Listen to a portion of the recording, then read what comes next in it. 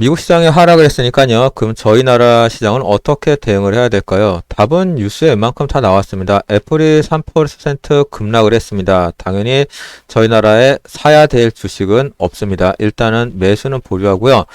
미국 법원의 반독점 판결, 다시 말해 이거 플랫폼에 대한 제재를 가하는 실질적인 명령입니다. 그러면 거기에 관련된 저희 나라 종목은 뭐가 있을까요? 당연히 카카오와 네이버가 있습니다. 절대 매수 금지고요. 이익을 보고 있으면은 파는 게 정답인 것 같습니다.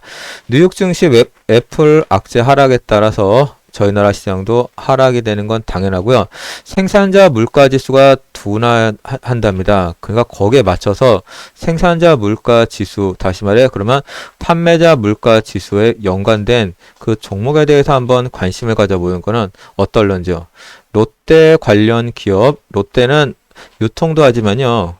제조도 하는 회사입니다. 거기에 한번 관심을 가져보는 거는 상당히 괜찮을 것 같습니다. 당연히 다우지수, 나스닥 이런 거 다 하락했으니까요. 저희 나라 하락하는 건 당연한 모습이지만 여기서 또 특징이 하나 있습니다. 5거래일 연속 하락이라고 그랬습니다. 그러면 하나, 둘, 셋, 넷. 저희는 3거래일 연속 하락했고요. 금요일날 보합이었는데 미국 같은 경우는 하락했습니다. 그럼 저희도 월요일날은 하락하는 게 일단 정답인 것 같죠? 중국 시장이 열리기 전까지는 말입니다. 미국도 막판에 급냉이랍니다. 자재와 에너지주마저 막판에 하락했다는데요. 다시 말해 경기에 대해서 어느 정도 미국에서도 심각하게 지금 받아들이는 것 같습니다. 아무래도 코로나 때문이겠죠. 그러면 저희 나라가 이 자재와 관련된 업체는 뭐가 있을까요? 맞습니다. 인테리어 자재 업체 아직은 접근하지 마세요. KCC나 하우시스 같은 데는 한 발짝 두 발짝 물러서 갔고요. 주가의 흐름을 판단하시기 바랍니다. 아무리 국내 경기가 건설 경기가 좋다 그래도 일단 미국 시장이 떨어졌으면요. 우리도 거기에 대해서 대응을 하는 건 당연한 이치입니다. 근데 여기 또 핵심이 있습니다. 경기 활성화의 가장 큰 지표가 되는 게 에너지 관련 업체입니다. 그러면 에너지주마저 막판에 하락했으면요. 저희 나라 정유주, 가스주 같은 데서도 조심해야 돼요. 그렇기 때문에 월요일 날은 특별히 사야 될 종목이 없습니다. 그냥 지켜만 보시고요. 특히 에너지주와 가스 관련주, 그 다음에 뭐 석유 기업에 투자하신 분들은요. 일단은 이익을 봤으면은 차익을 봐야 될 것 같습니다. 일단 파세요. 절반이라도. 그리고 현금화 시키셔갖고 좋은 시점에 매수할 준비를 하는 게 가장 좋을 것 같습니다.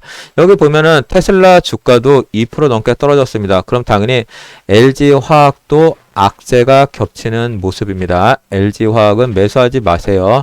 LG화학은 지금 악재가 겹치고 있습니다.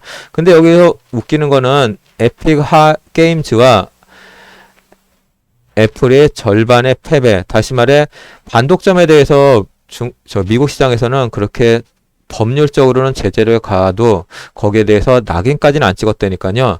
저희 나라는 막판에 이 플랫폼 업체에 대해서 한번 반등을 할 수 있는 기회가 있을 것 같지만은 그래도 플랫폼 업체는요. 당분간은 접근 금지입니다. 애플이 외부 결제 허용했으니까 최대 얼마요? 4조 6천억에 대한 매출 손실이 발생된답니다. 다시 말해 애플이 돈을 덜 받으니까요. 애플은 당연히 거기에 맞춰서 기업 가치가 변해야 되고요. 이거의 영향으로 저희 나라 삼성전자 이 플랫폼 업체 쪽도 당연히 기업 가치에 대해서 다시 책정을 하게 됩니다. 그게 지수의 하락으로 연결될 가능성이 큰데요. 일단은 전 저점에 대해서 어떻게 움직이는지 관찰을 해야 됩니다. 애플 주가가 3% 급락했으면 거기에 맞춰서 저희 나라 삼성전자, 그 다음에 카카오나 네이버도 거기에 맞춰서 가격이 수정이 될 것 같으니까요. 일단은 하락으로 보시고요. 월요일 날도 마찬가지입니다. 매수 금지입니다. 그럼 여기서 핵심적인 거는 미국의 반독점 판결이 저희 나라는 공정위가 제재하겠죠. 공정위가 제재할 수 있는 업종은 뭐가 있을까요? 공정위가 제재를 해야 되는 업종. 다시 말해 내년에 선거입니다. 선거에서 핵심적인 거는 고용입니다. 고용에 악순환을 줄 수 있는 피해를 주는 소상공인한테 피해를 주는 그런 기업은 철퇴를 맞아야 되겠죠. 왜냐하면 중국도 그렇고 미국도 그렇고 그러면 전 세계적인 분위기가 이 플랫폼 업체한테 악재로 지금 작용하고 있습니다. 그럼 당연히 저희 나라도 거기에 맞춰 이 공정거래위원회나 또는 국회에서 거기에 관련 법을 제정할 가능성이 가장 큽니다. 그렇기 때문에 이 플랫폼 업체는요, 당분간 적금 금지입니다. 적금 금지하시고요. 여기 코스피 마찬가지입니다. 3100선에서 3060선 사이에 한번 지수의 방향성을 확인하시기 바랍니다. 그러면 종목별 대응에 대해서 다시 한번 확인해 봅니다. 종목별 대응에서 핵심적인 거는 역시 삼성전자죠. 삼성전자 여기 전 저점에서 그 방향성에 대해서 확인하시라고 두 번 말씀드렸습니다. 그렇지만 삼성전자는요, 배당 주로서도 상당히 괜찮습니다. 물론 SK하이닉스도 마찬가지입니다. 근데 여기서 주의해야 될 거는 LG화학은 일단 하락으로 보시고요. 여기서 반등을 주더라도 접근하지 않는 게 좋을 것 같습니다. 카카오, 예, 금요일날 살짝 반등 줬는데요. 당연히 월요일날 떨어질 거는 같은데, 떨어지더라도 강력한 지지 라인에 있으니까요. 거기에 대해서 한번 고민 한번 해보시고요. 이 바이오 업종도 마찬가지입니다. 이 바이오 업종은요, 일단은 예측하지 마시고 접근하지 않는 게 좋을 것 같습니다.